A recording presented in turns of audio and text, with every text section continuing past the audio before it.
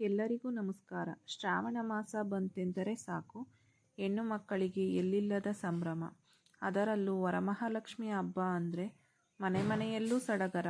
ಆದರೆ ಕೆಲವೊಮ್ಮೆ ಅನಿರೀಕ್ಷಿತವಾಗಿ ಮುಟ್ಟು, ಸೂತಕ, ಆರೋಗ್ಯದ ಸಮಸ್ಯೆ ಅಥವಾ ಪ್ರಯಾಣದ ಕಾರಣದಿಂದಾಗಿ ಮುಖ್ಯ ಶುಕ್ರವಾರದಂದು ಪೂಜೆ ಮಾಡಲು ಸಾಧ್ಯವಾಗುವುದಿಲ್ಲ.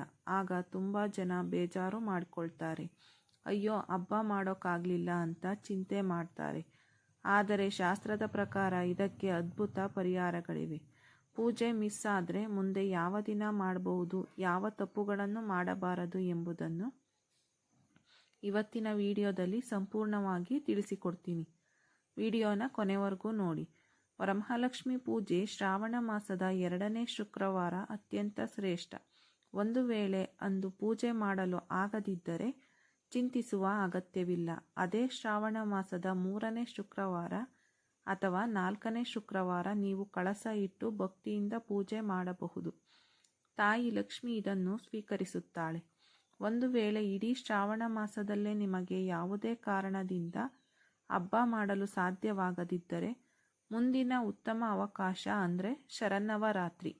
ನವರಾತ್ರಿಯ ಸಮಯದಲ್ಲಿ ಬರುವ ಶುಕ್ರವಾರ ಅಥವಾ ಅಷ್ಟಮಿ ತಿಥಿಯಂದು ನೀವು ವರಮಹಾಲಕ್ಷ್ಮಿ ದೇವಿಯನ್ನು ಮನೆಗೆ ಆಹ್ವಾನಿಸಿ ಪೂಜೆ ಮಾಡಬಹುದು.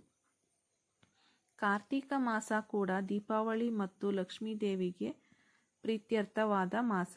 ಶ್ರಾವಣ ತಪ್ಪಿದರೂ ಕಾರ್ತಿಕ ಮಾಸದ ಯಾವುದೇ ಶುಕ್ರವಾರದಂದು ಕಳಸ ಪ್ರತಿಷ್ಠಾಪನೆ ಮಾಡಬಹುದು. ತುಂಬ ಜನ ಕೇಳುವ ಪ್ರಶ್ನೆ, ಮುಟ್ಟಾದರೆ ಏನು ಮಾಡಬೇಕು?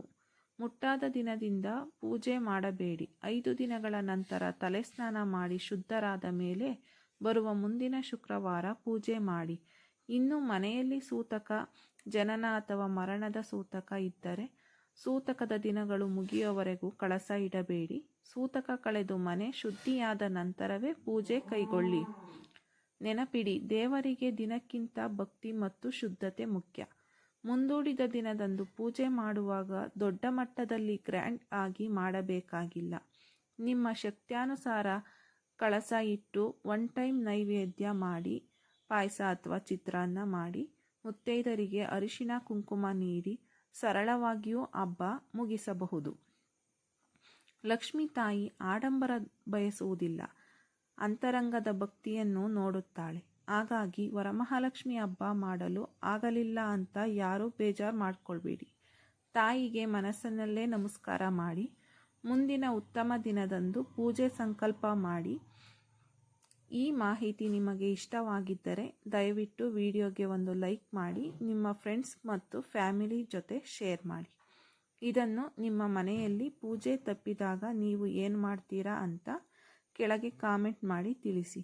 ಇಂತಹದ್ದೇ ಭಕ್ತಿ ಮತ್ತು ಸಂಪ್ರದಾಯದ ವಿಡಿಯೋಗಳಿಗಾಗಿ ನಮ್ಮ ಚಾನಲನ್ನು ಸಬ್ಸ್ಕ್ರೈಬ್ ಮಾಡೋದನ್ನು ಮರಿಬೇಡಿ. ಧನ್ಯವಾದಗಳು. ಎಲ್ಲರಿಗೂ ಒಳ್ಳೆಯದಾಗಲಿ.